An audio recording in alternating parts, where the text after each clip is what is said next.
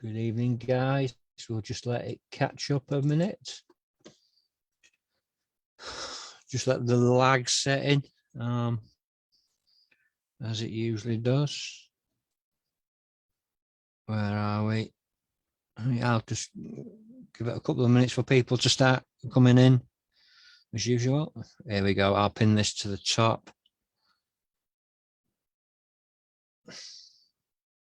And I'll share that to my page. Good evening, guys. Welcome to Live and Undrugged Series 2, Episode 9. Tonight, I'm speaking to Malcolm Wellington. Now, Malcolm is a British man living in Canada.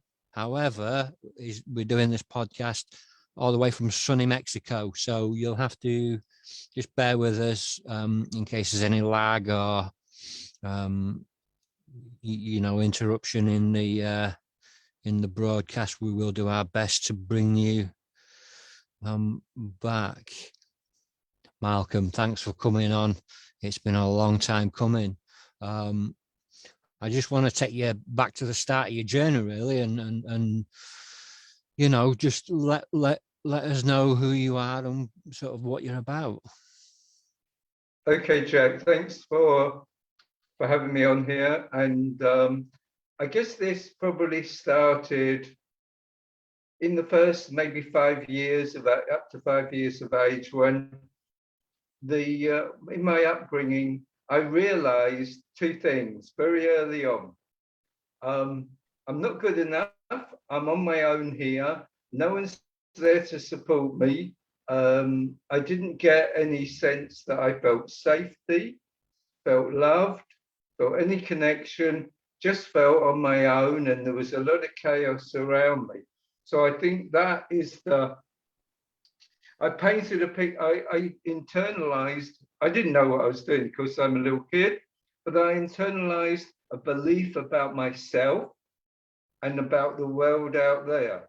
The world out there maybe was scary, and I'm a scary place. I'm on my own, shit happens, and I've got no control of it. I'm pretty much on my own, and there's something wrong with me. So that belief probably developed a bit later, but it emanated from that home life. So that is right at the beginning to set the scene. Right. Okay. So I can relate to sort of that feeling alone and not feeling part of something. Having the family there but not feeling part of it. That was a big part of my journey.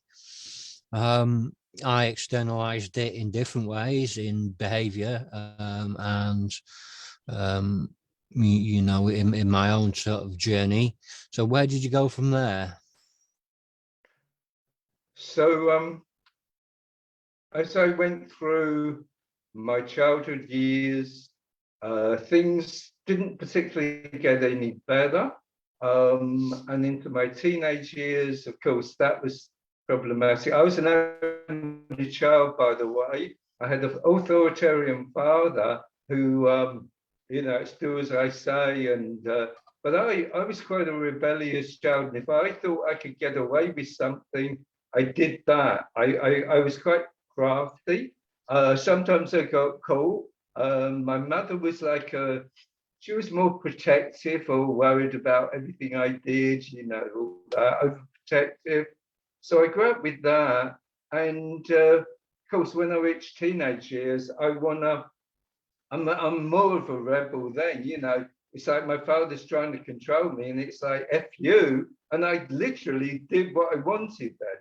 Because when I was a child, he could use physical punishment or fear of that. But when I'm a teenager, I'm like, you can't touch me now. So it went from there. I'm not sure. Yeah. So that's what happened. And the one thing that I do want to bring in, Jack, is the power of belief and mindset. And what I believed about myself and the world, that I'm not good enough and, all that, stuff. I didn't know any of this at the time, but I created what I believed in my life, situations and circumstances that confirmed, yes, Malcolm, you are not good enough.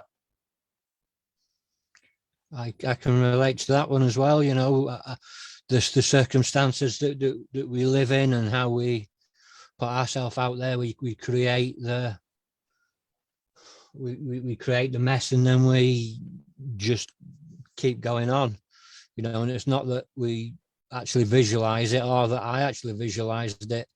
I don't think I had any control of it. My behavior was such a thing where I couldn't control myself. I had no control of myself. But, you know, this is from 8 years old. So, you know, it just got worse and worse for me, externalized in crime and addiction and stuff like that. So how did this externalize for you? Was this down a criminal route or an addictive route? Or it was, ironically, and I'm not sure why, people can take different routes, whether that's criminality, addiction, whatever.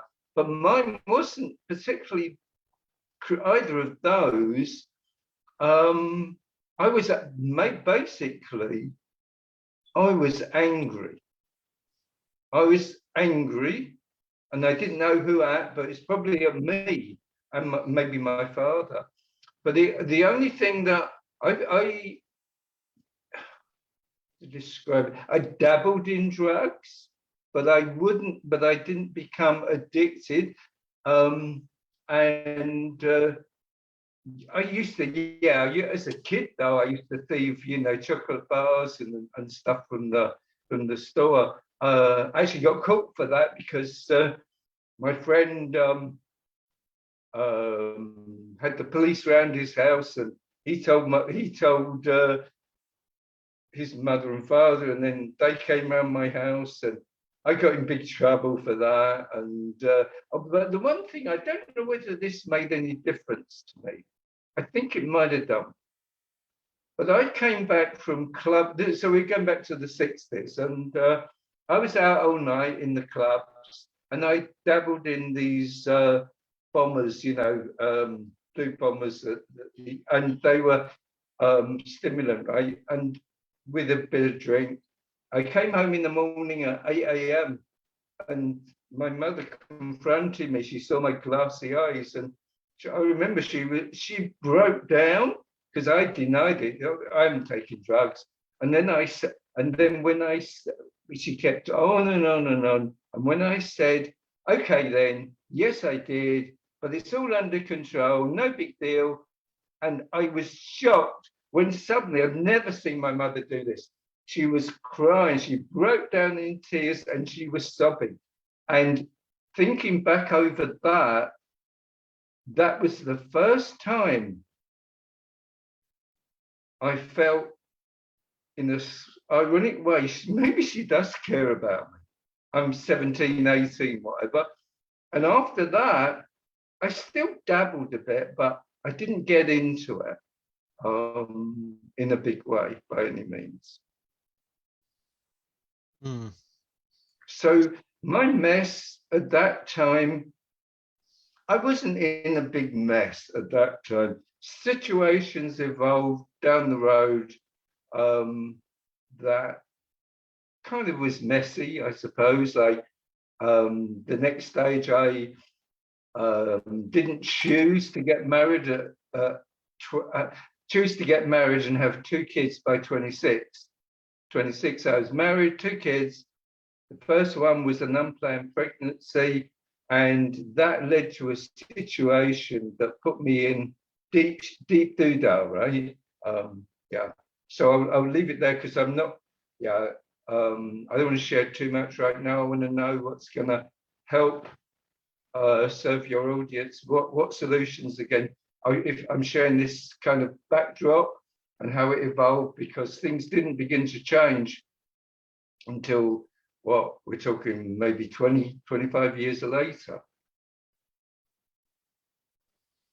In some ways, sorry, Jack. In some ways, my stories I'm thinking about this is it's kind of average, but it's more interesting in the way that the transformation occurred and the journey that I'm on now. And we're all on a journey. We're never going to learn enough or end the journey. And right now, my journey is exciting.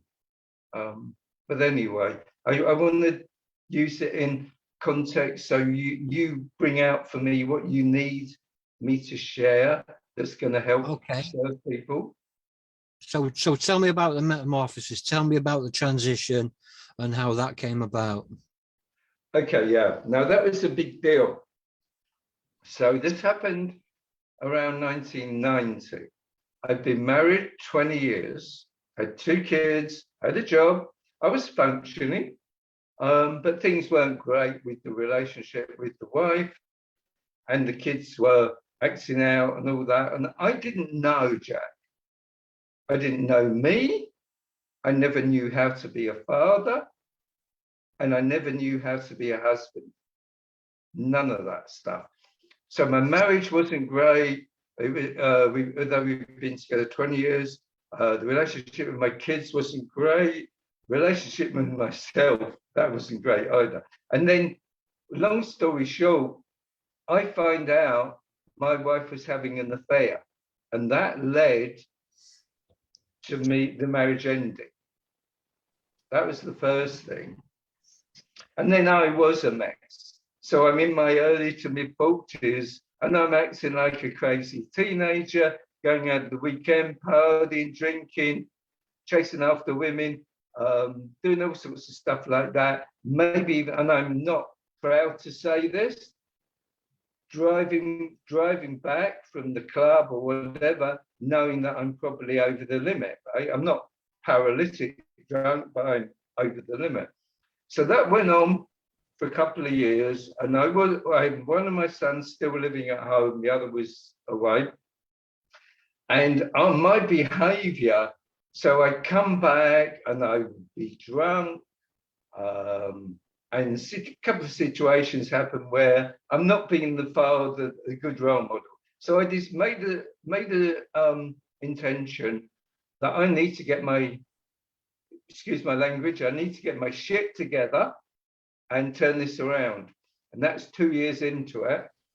And I began slowly, bit by bit, to get more of a handle and control, some of the, the partying at weekends and whatever. And I was probably drinking every night as well. That's the other thing. I was still drowning my sorrows from the end of the marriage. And then I was going to clubs and I was noticing, oh, I can't hear very well. It's noisy. I could go to the doctors thinking I'll need my ears syringed out, something minor. Anyway, a year later, after test, they diagnosed me with a huge brain tumor on my brainstem that's life-threatening. And the only option is you have it out. So then the nightmare really began. So I don't know how much story I will need to go into, but suffices to say that a year later, I had to wait for the surgery. It wasn't urgent because the type of tumor was a slow growing one. And it wasn't urgent. And of course, with the National Health Service, the pressure, and even at that time on beds.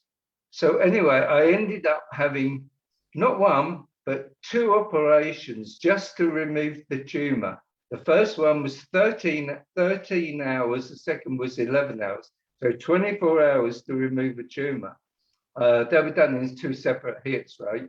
And both those were, so it was literally that, the whole experience was a nightmare. First time, the first operation, I couldn't walk and it was really difficult, but within 6 weeks, I'm back at work. No, I wasn't back at work, but I was okay, I was walking again. After the second one, that was in October, the first one. Second one ended up in February. And after that, I had no movement down. You can still see I have the battle scar. My facial palsy it won't get better than this. It's so much better than it was. But I was literally after the second operation, and I'm whatever 45 years of age. I'm literally at my worst like a baby. Couldn't feed myself, couldn't walk, couldn't do anything, couldn't even turn over in bed, move my head more than 6 inches at my worst.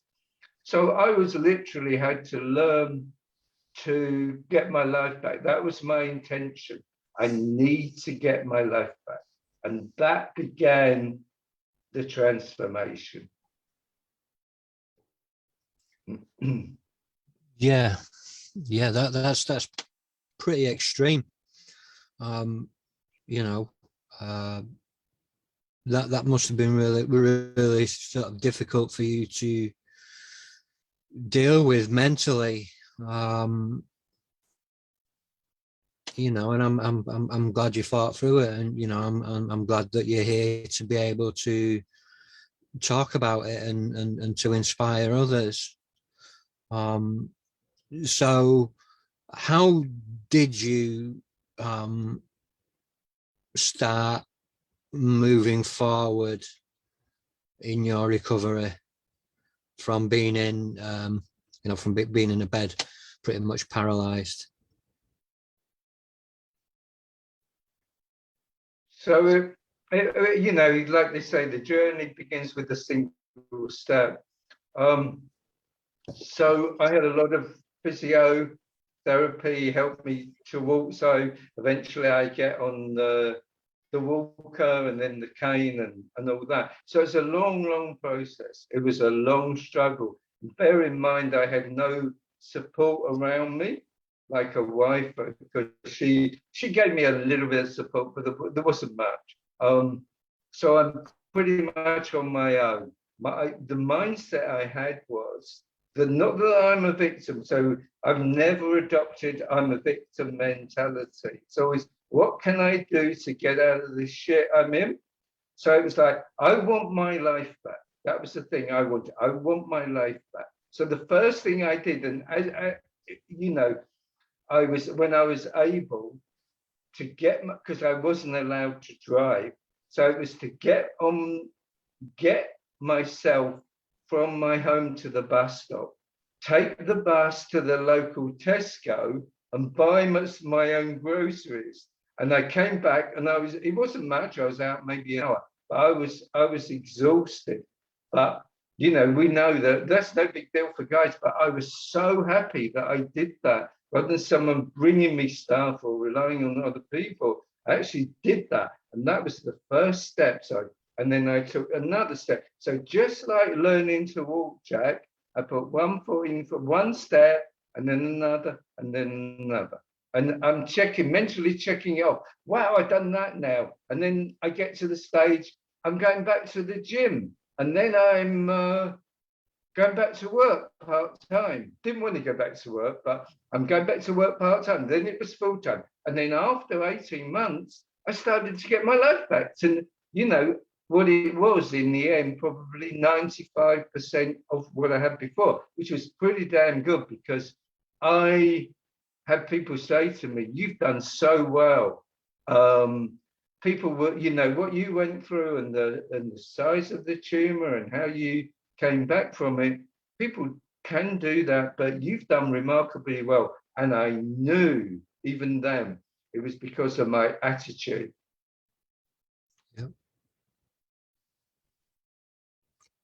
Yeah. The way that we think and the way that we feel manifests itself in the way that we are. So, you know, if you're feeling negative, you're putting out those negative vibes, you're going to have a negative time. And if you're feeling positive, you're going to put out a more positive time. You know, I've not had a brain tumor, but you know, I spent nearly 2 months in hospital. I had to pretty much learn to walk again. I had to learn to eat again. I was emaciated at 6 stone 6 ounces. Wow. So, you know, and I'd had lung failure, so I can relate to the fact that going from one mentality to another, I did have the victim mentality, you know, but that's what trauma does to most people. And I had a great trauma in there, but once I decided, and once, you know, I knew that I was going to get out of bed and do something simple like just go to the toilet on my own, or, you know, drink or eat or walk a few steps, then you get into the survival mode, and then pushing on from there. You know, we're not supposed to be in that mode either. That is the fighting mode. We're supposed to be in the thriver mode, which is, I guess, we're kind of in now. Yeah. And as we're teaching and speaking and educating on lifestyles. So going from a brain tumor and going from being stuck in a position where you can't do anything from yourself, and then pushing yourself into, it's kind of the polar extreme, pushing yourself back into life, you know, putting yourself back into the matrix, as it were. Did that affect the people around you? How did that affect the people around you, and how did the relationships then start to work, or not work, as it may be?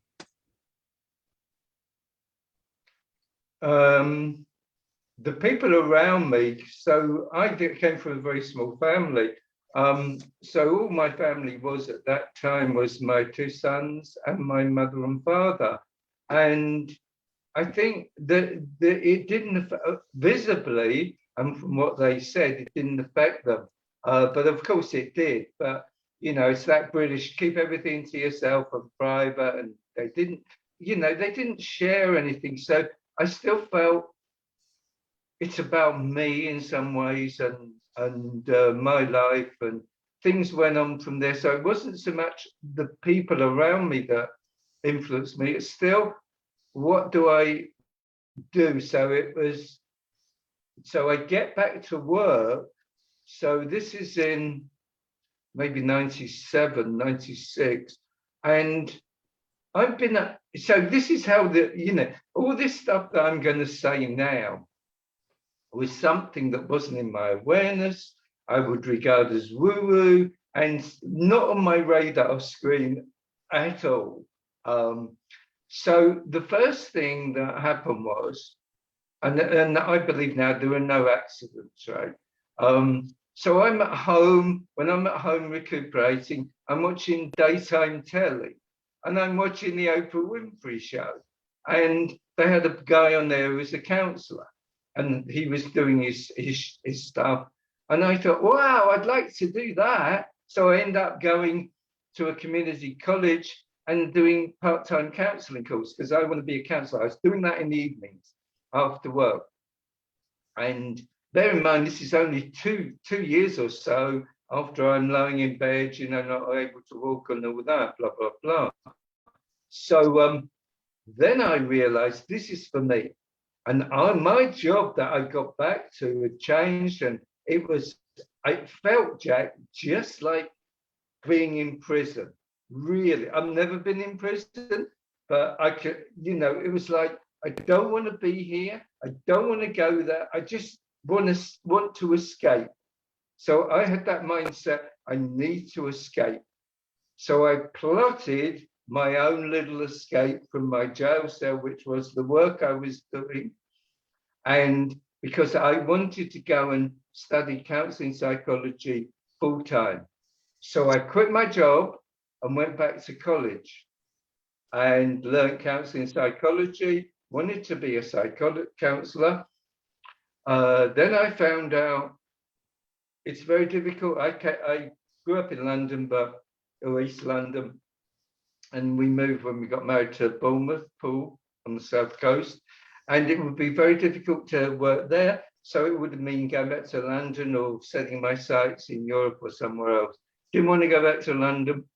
So anyway, a chance meeting on a trip to Toronto, Canada, led me on a journey. Oh my God, my dad's Canadian, was born in Canada, applied for citizenship, actually got it. And I moved to Canada to live in July 2000. So within just over 5 years from being in hospital, I'm now on my own in Canada. So And how that for me? So yeah, carry on.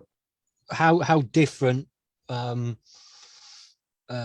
was like life in Canada to Britain?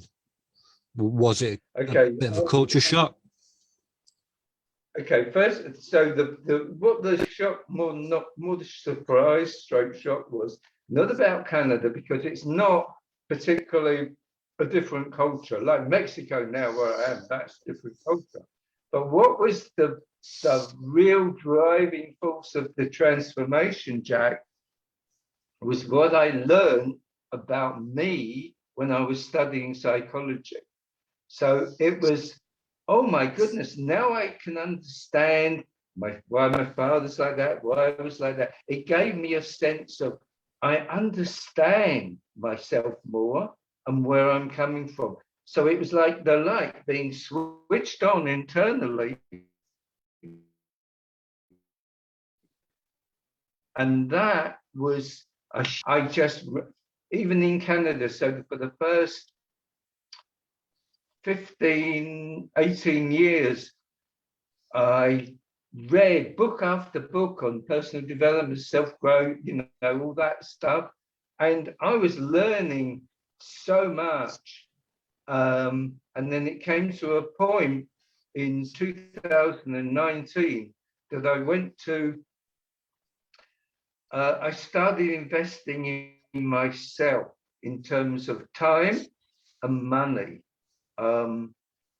Because, and it's something I'd never done.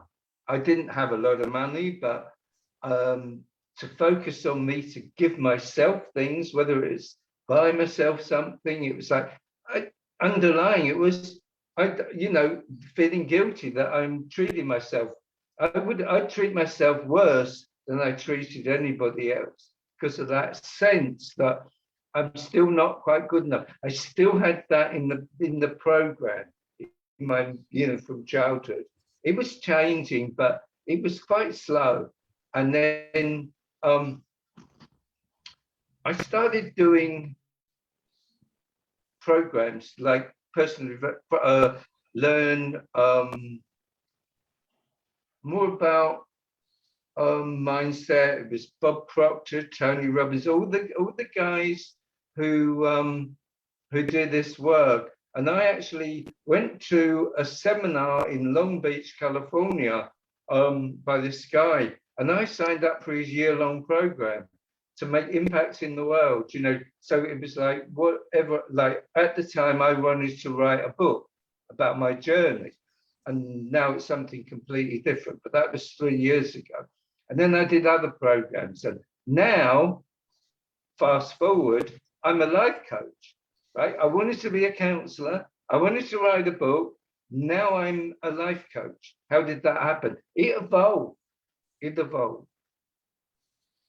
Yeah, we constantly evolve, we constantly move. The more that we learn, the better we become, the better equipped we become to handle society, or for me at least.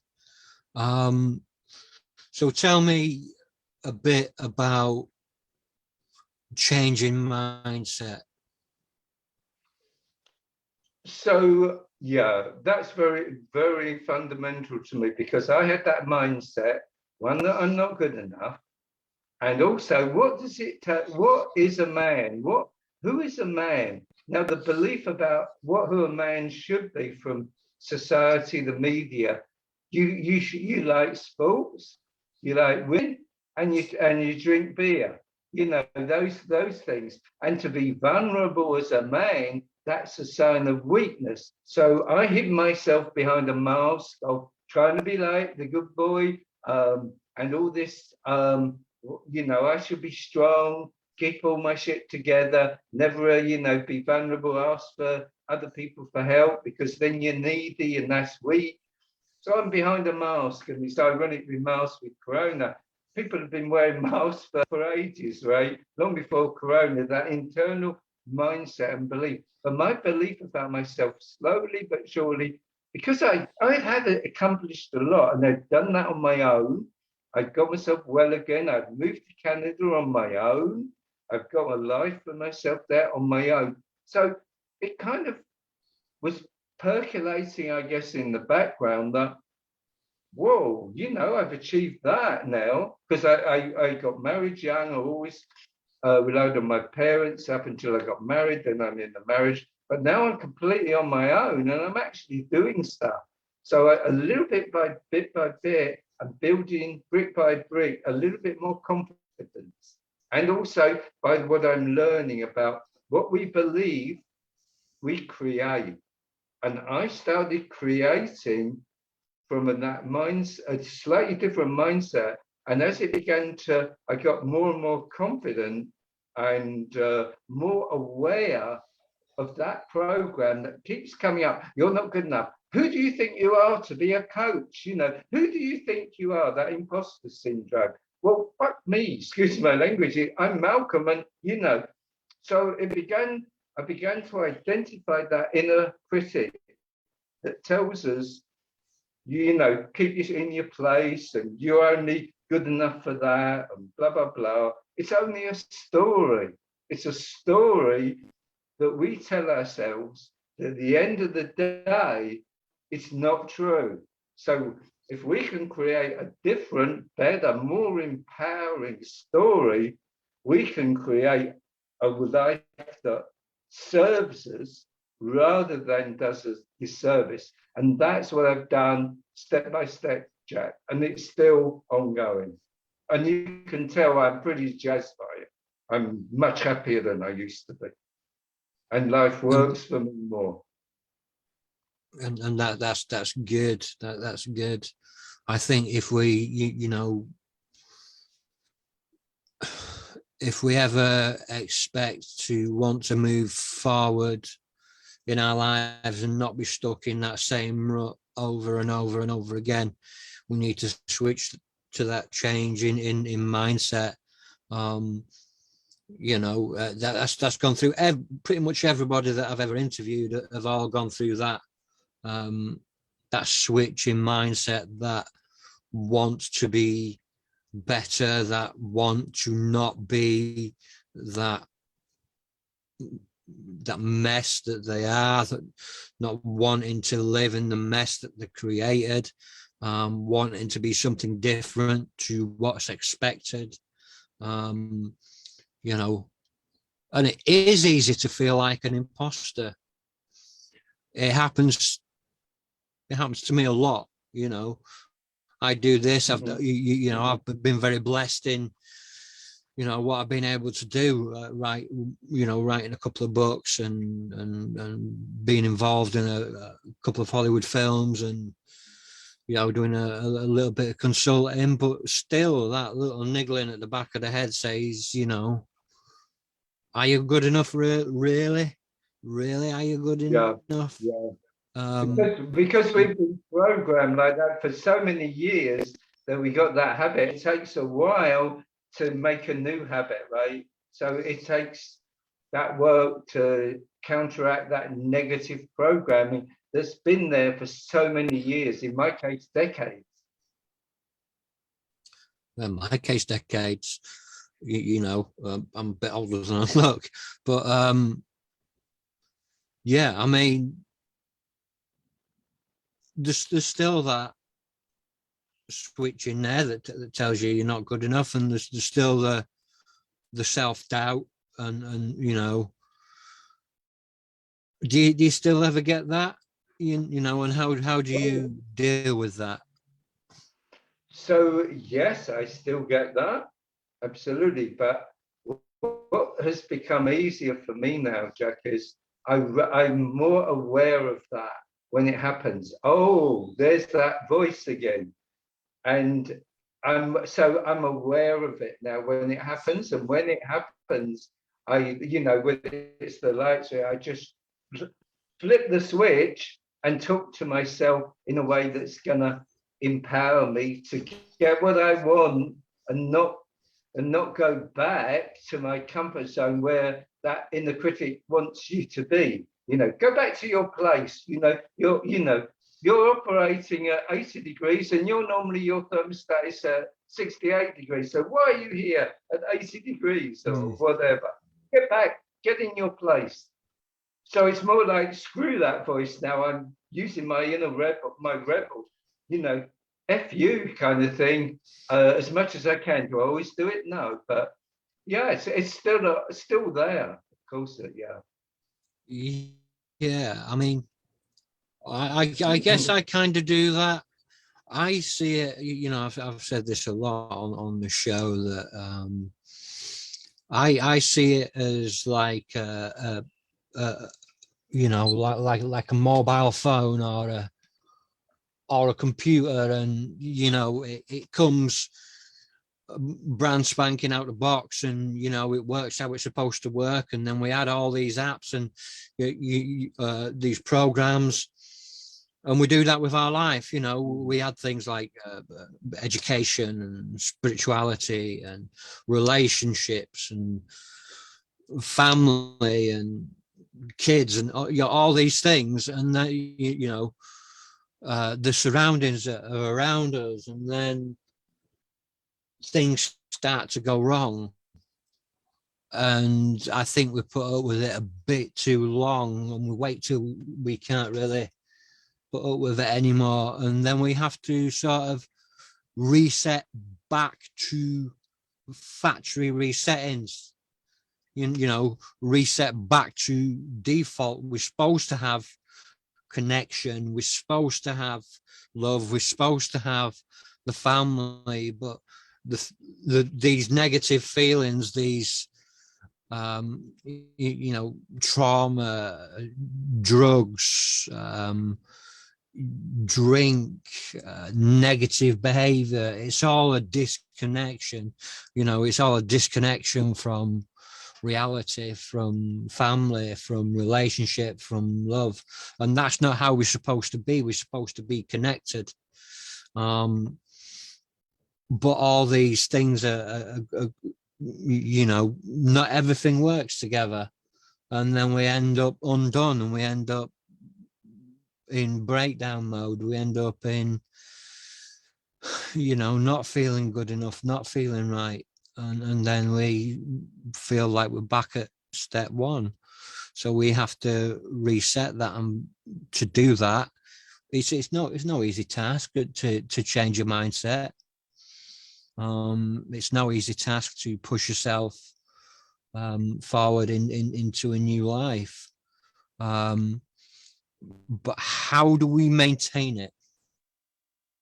I think the real question here, what's coming up for me, is that because of all this programs and work on myself that I've done, it's first and foremost not about maintaining, it's how do we do that? How do we do it?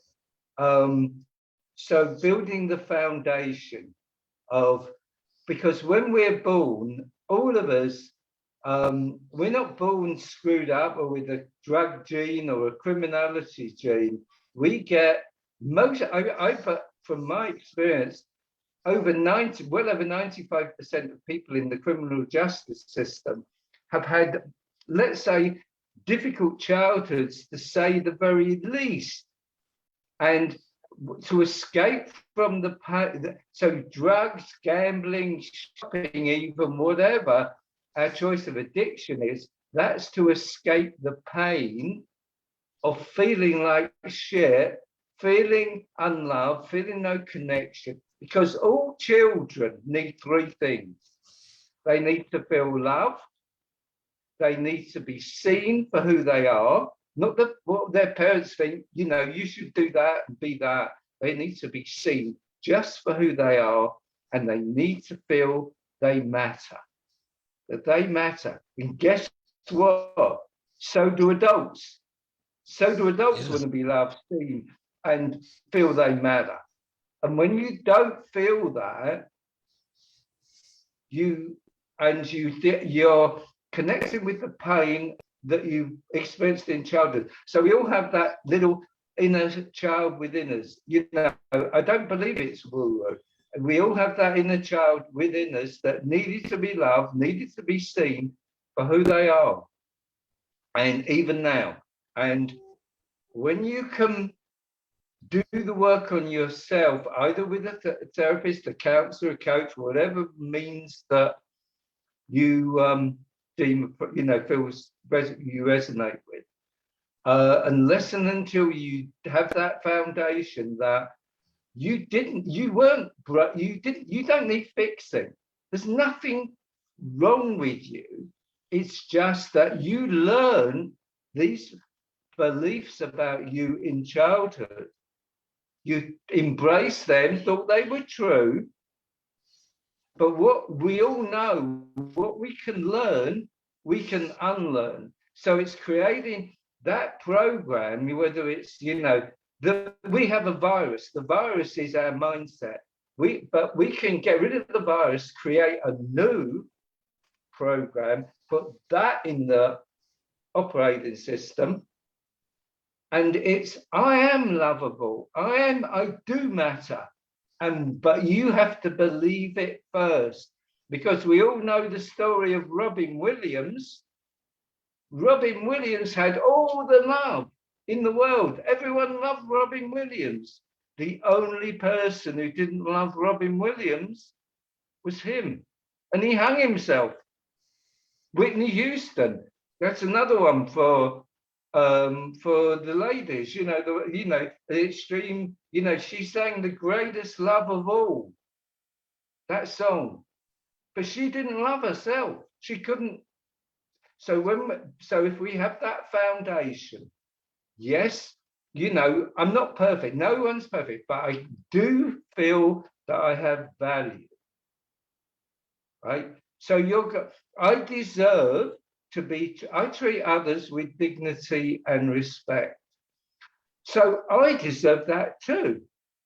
I deserve dignity and respect, right? And if you believe that, really believe that, you don't take shit from anyone, right? You don't, it's not about, least of all, you don't take shit from yourself when that voice comes in and says you're not good enough. So it's about reframing how we see ourselves.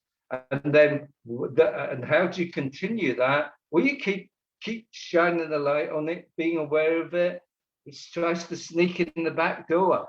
You're aware when it's, and but when you know what it feels like to not value yourself and live with that program, you become gradually, bit by bit, keep doing it, make that a habit, continuous habit, and it will get easier.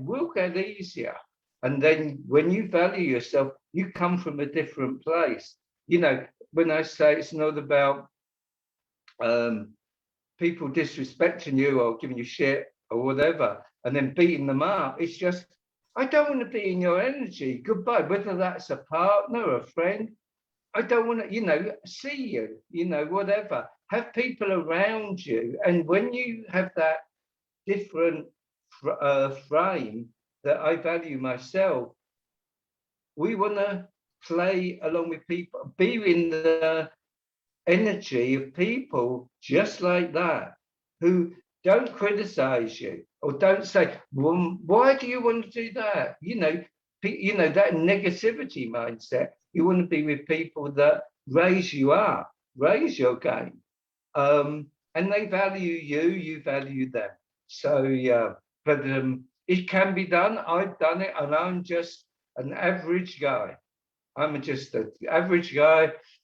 It was hard, but was it worth it? Oh my God, yeah. It's so much worth it. And now I don't have to constantly be aware of it. I have to, what's the word, maintain, use maintenance, like on the car. I just have to maintain this, be aware of it, and then when it tries to sneak in through the back door, whatever, I can get back on track to where I am much easier than I could. Does that make sense, Joe? It does. It does. I think that, you know, you can have all the will and intention in the world, and you can have all the want to change, and you know, and you push yourself to do that. But there are times when actually you don't feel strong enough, and it doesn't feel easy, and it doesn't feel right. And we have to look at that. We have to look at that as survivors, as people, as parents. You know, we have to be. I guess what I'm trying to say is we don't always feel strong, but we're actually more resilient and stronger than we think. And I think that that's a trap that we fall into, because I think that purely by admitting that we were weak and powerless makes us strong. You said at the start of the interview about these toxic ways that people see men, you know, and that's one thing that I want to do with my, you know, my podcasts and my ministries and stuff, is that I want to show that men can stand out from the norm. You know, men can show their feelings. Men can cry. Men can be vulnerable. You know, I've been at pretty much every extreme of mental health. I've lost people to suicide. I've almost lost myself several times to suicide. And it's, a lot of it is because people don't understand that. I had a problem with a guy not so long ago on Messenger, and you know, I'm very honest about my mental health, and I'm very honest about my past, and I'm very, you know, I wasn't an honest guy, so I believe that in my recovery and in my, you know, in my life, I need to be open and honest, and you know, so I'm honest about how I was, and you know, how it led me to suicide and things like that. And you call me selfish. And it's not. You call me weak. And I'm not. Well, I am, but I'm not. And that can really, that mentality on other people, especially other men, can drag people with divergent brains like myself, like yourself, you know, like a lot of people that are watching now that think differently and feel differently. It can drag us down a really, really difficult path. And it's not weak to admit that you're vulnerable, and it's not weak to admit that you can't cope, and it's not weak to admit that you're sad. It's not weak to admit that you're suicidal. It's not weak. And it's certainly not selfish. What it is, yeah, and what it is the lack of education on other people, which is the reason that I do this, and it's the reason why I get guys like you to come on and share your stories, you know, and share your wisdom, because I believe in the power of healing through combined wisdom. because we haven't all got the answers, but if we put them together, we might find a few solutions. So what would you say to, anybody watching that might be going through a difficult time within themselves, and they don't know how to switch that mindset, they don't know how to make that first step? What would you say to them?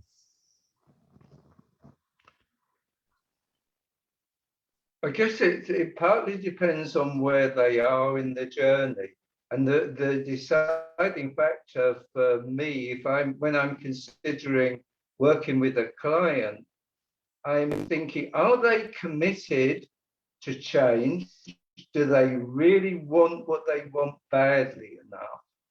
And where are they on their journey? And not everyone's in the same place.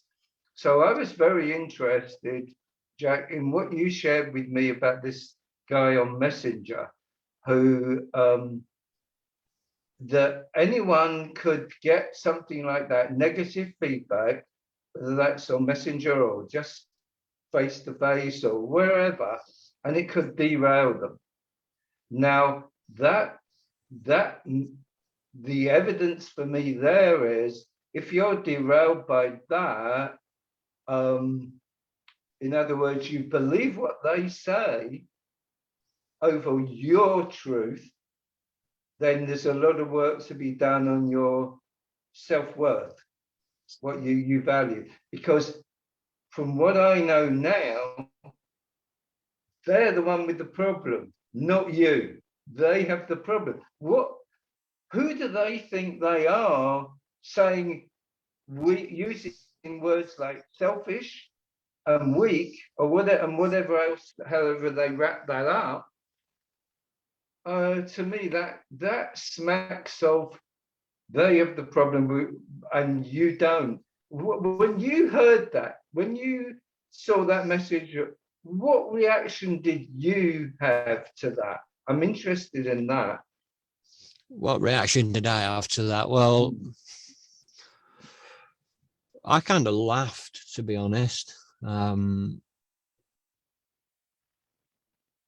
I guess kind of out of disbelief that a man in this day and age who, would be bold enough to call themselves emotionally, spiritually stable, who, declare themselves to have conviction in what they say,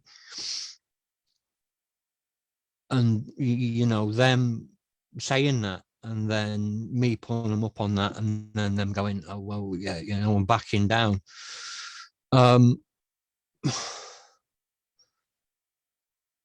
To me, it was not me that was, that was weak. It was them that was showing the weakness. If they were to come to me and say, look, this is how I'm feeling, then I could sit with them and I could speak with them. Or if they said, look, I'm sorry for what I've just said. I said it because this is what I believe, because we, forgive me if I go off on a little bit of a tangent here, but I've got some bugbears that are going on at the minute in the way that people think that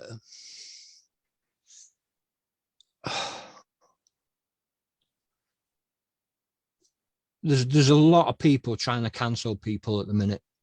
Yeah. Especially podcasters.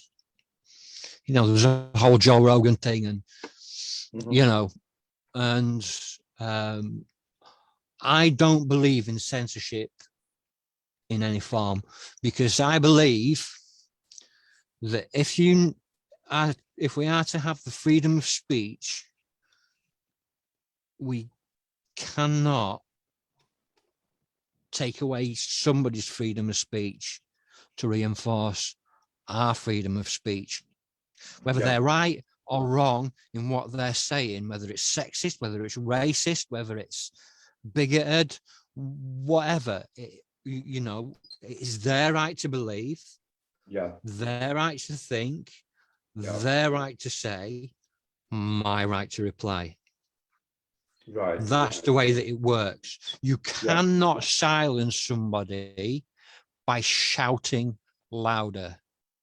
Yeah. And the thing that is bugging me at the minute is that everybody's trying to cancel everybody for saying, you know, things about gender and race, and you know, it's their right to feel it, it's their right to think it, it's their right to say it, and it's our right to reply.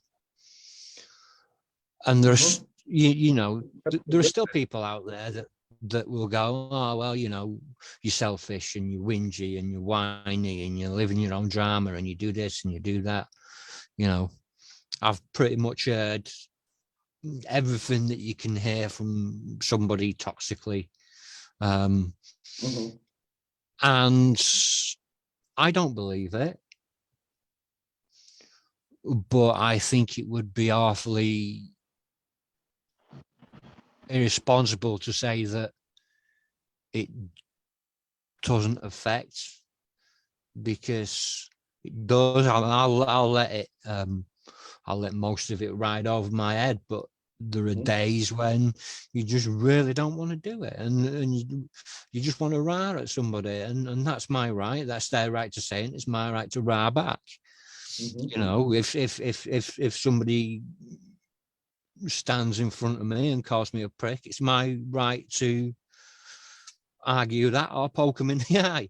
You know, it's how we deal with it, but not everybody is able to deal with that, or not everybody is at the point where they can deal with it. You know, there are a lot of people that listen to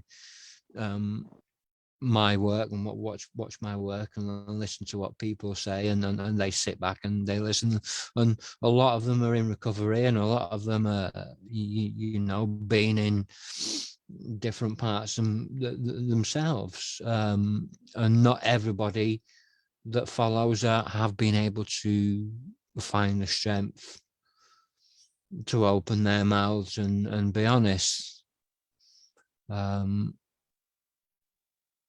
But not everybody can deal with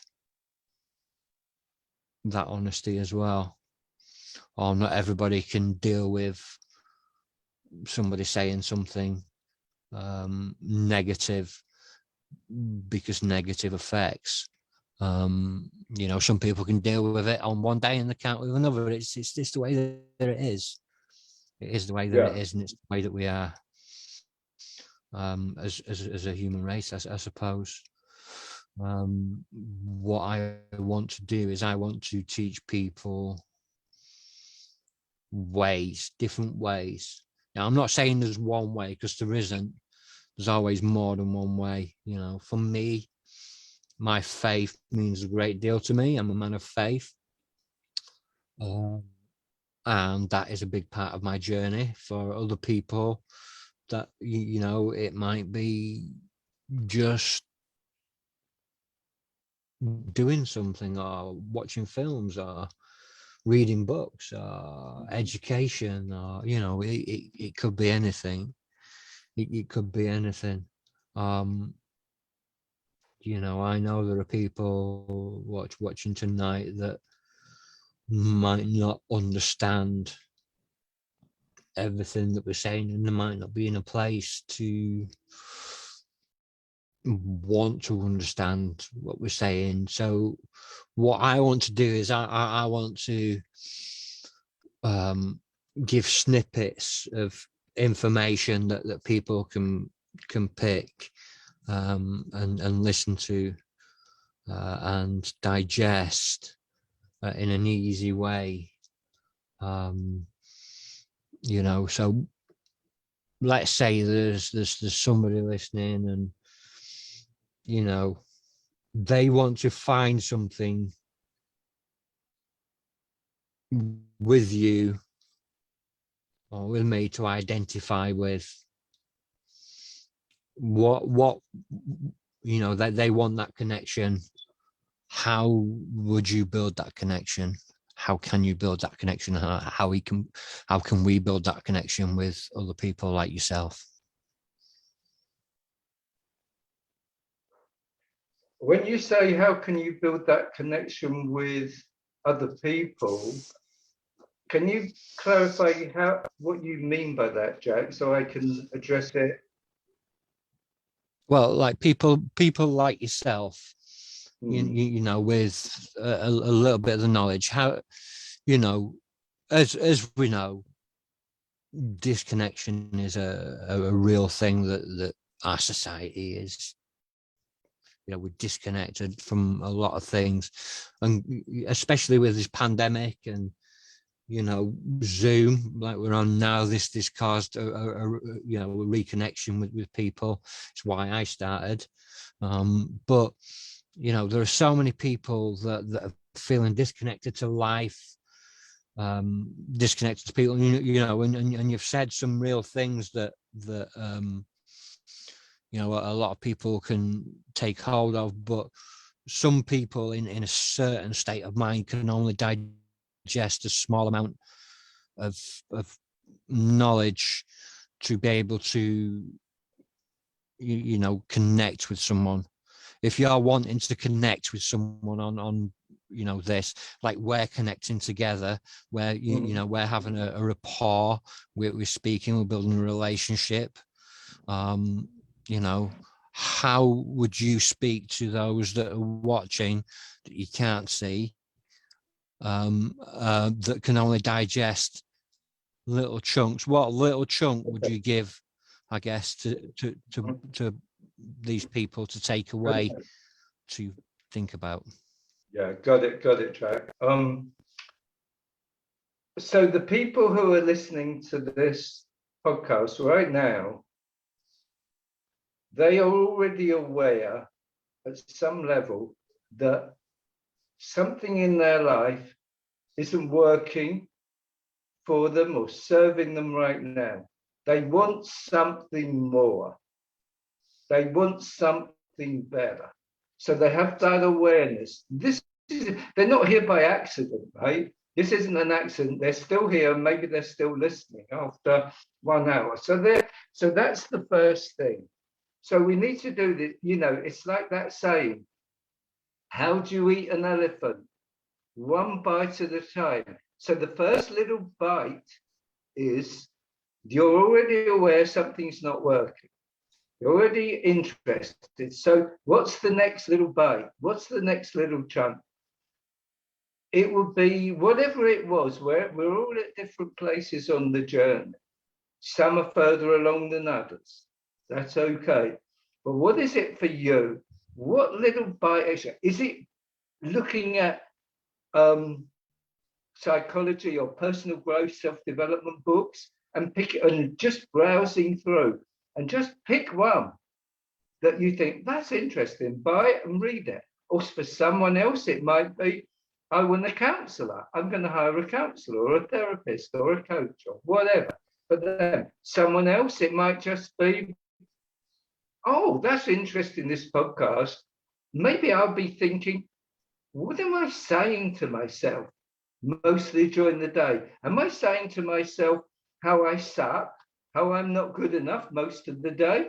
Am I talking to myself like, am I talking shit? Am I talking trash to me? If I'm talking trash, talking me, why am I putting up with it? I wouldn't put up with that from my wife or my friend or my husband or whatever. So why am I talking trash to me? So whatever it is, just that little bite that you think, I don't want to do that anymore. I want to. So whether it's a book, a counselor, a coach, a therapist, just take a next step. Just do one thing, not lots of things, because then we get confused. Like when we got so many choices, you don't know what to pick. But just pick one thing right now and do it. Get that book. Hire that coach. look at the mindset. What are you thinking all the time? You know, people know when they're trash talking to themselves. I know, even now. I knew back then when I was doing so much trash talking. So that's what I'd say, Jack. Basically, keep it simple. You can make this as simple or as complex as you want. And I've always found that keep it simple works. You know, it's not rocket science. There's something that encapsulates this kind of mindset. I'm going to teach you something amazing, audience. If you're do things that you're good at, that you're successful at, do more of those. And the things you don't like and you're not successful at, do less of those. Now that's not rocket science, right? It's so obvious. Do more that works, do less of what doesn't. But it's as simple as that. And you deserve it. So there's a book called The Six Pillars of Self-Confidence. I think it's that by Dr. Nathaniel Brand. And he believes there are two things that you must have to be confident. The two things are, the first thing is, I believe I can handle anything that life throws at me. I got quite good at that. But the second one I wasn't so good at. I'm better now. I believe in my core of who I am. I deserve happiness and success. I deserve it just because I'm on this planet. So when we have that belief, just do whatever resonates with each one of you, that you can do this. It is possible. I've done it, Jack's done it, and many, many other people have done it. And they've all come from, Oprah Winfrey. I mean, if you look at her life and, a woman of color growing up in where they still hung colored people from the tree, and she was, sexually abused, blah, blah, blah. But are you hungry for this? Do you want it? Are you really hungry that this isn't working? This has got to change. And if you're hungry, you'll do it, because I know that if my desire is higher than my fear of whatever it is, we all have fears, right? But if my desire for what I want to achieve is higher than the fear, I'll push through anything. Screw this, I'm going for it. And when I want something badly enough, I'll do whatever it takes to get it. Like when I was learning to walk again, get my life back, that was a desire that was unshakable. And I did it because of that mindset. I wanted it bad. I really wanted it bad. So all these little tricks, whatever it takes to trick your mind to say, screw this, I'm going for it. Could even be an inspirational piece of music, a rock song, anything. Just something that touches you in at the core and gets you to take that action, take that first bite out of the elephant, or that first bite out of whatever it is. But you're doing this for you. At the end of the day, this is not about someone else. This is about you. Yay, being selfish, nothing wrong with that. Nothing wrong with that. When you learn to be selfish and care for you, then you can give that gift to others. You can't love others or do anything more than you love yourself. It's impossible. So do it. Take that first bite. Just, it's a simple, like the Nike advert, just do it. Simple to say, not easy to do. If you're hungry, if you're starving for something to change, you will do it. You've got to be hungry. That's not my saying, that's someone else's stuff. Yeah. I mean, you have got to want it. You don't always feel it, but you have got to want it. And I think that's how we, this too shall pass is a good one for me. When things are going wrong, this too shall pass. Sometimes when things are going right, we know this too shall pass as well.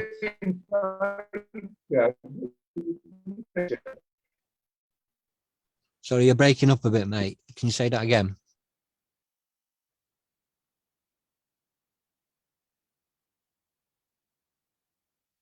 Yeah, and it's what you do.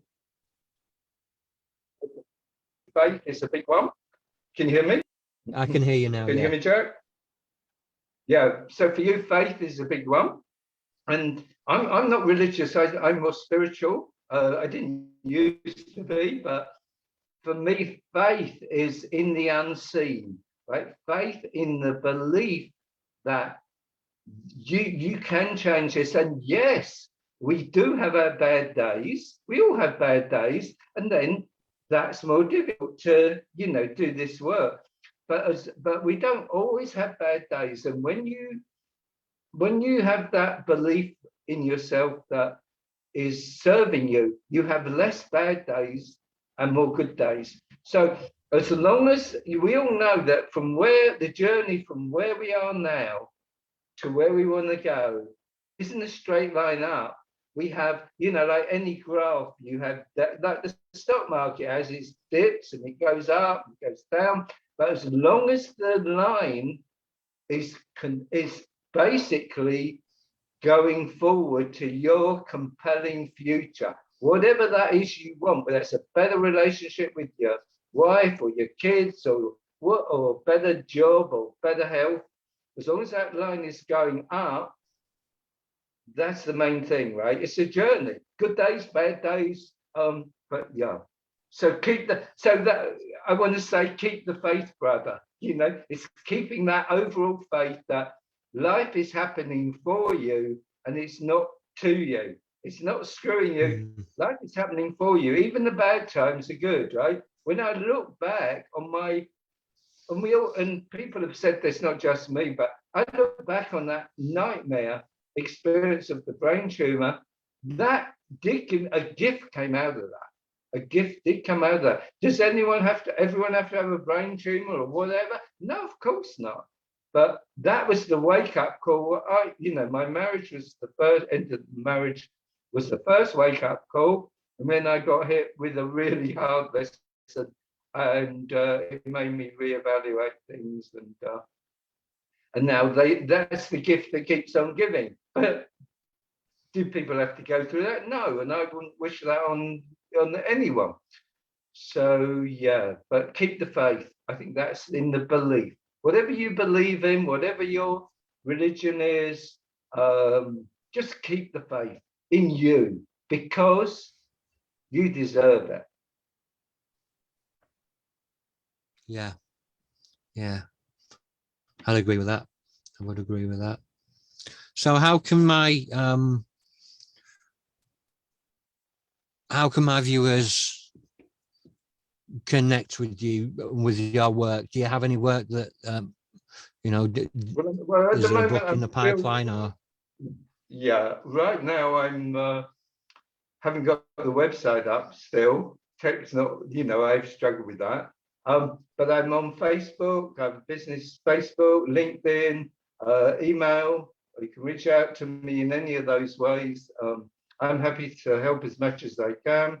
If anyone wants to have a chat, a discovery call, where can, what can they do next? I'm happy to offer that for free, no charge, 45 minutes, 60 minutes, just have a chat and see what the next step is for them. And so I'm happy to do that. It's all about serving others because at the end of the day, that's my mission now, to make impact in a positive way in people's lives, and also to serve me, getting paid for it, so I can do.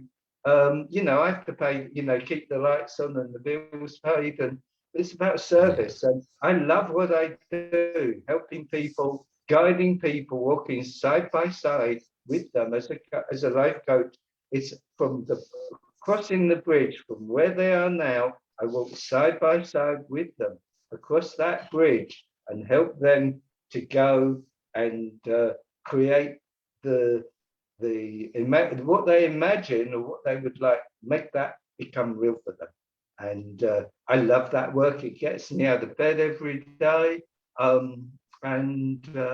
Yeah, so it's so worthwhile. I'm so, happy that I came, this journey, I love my life. And it's like, even though nothing's perfect, right? It's so much better than it was. And I want that for everyone. I want that for everyone. Yeah. Yeah, I think we all want that for everyone. I think we all want the best life that anyone can. I can hear you, yeah. I was just saying that I agree with everything that you're saying. We want the best for everyone. We all need to live our best life. And how we do it is up to us. It's up to them. Whatever makes you happy. Yeah, it's so I want to start rounding it up, but is there anything that you would like to say to my listeners out there before we wrap up?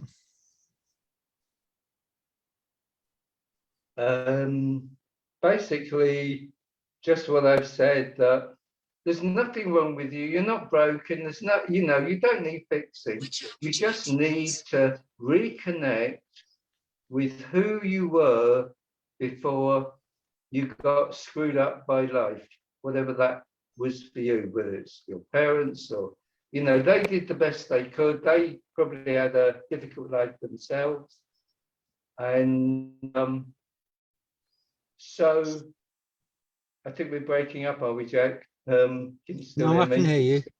I can still hear you. So give yourself the gift of belief in the possibility.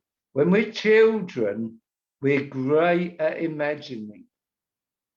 When we get adults, we put away, that believing something, that there is a possibility, there's options, and you can imagine.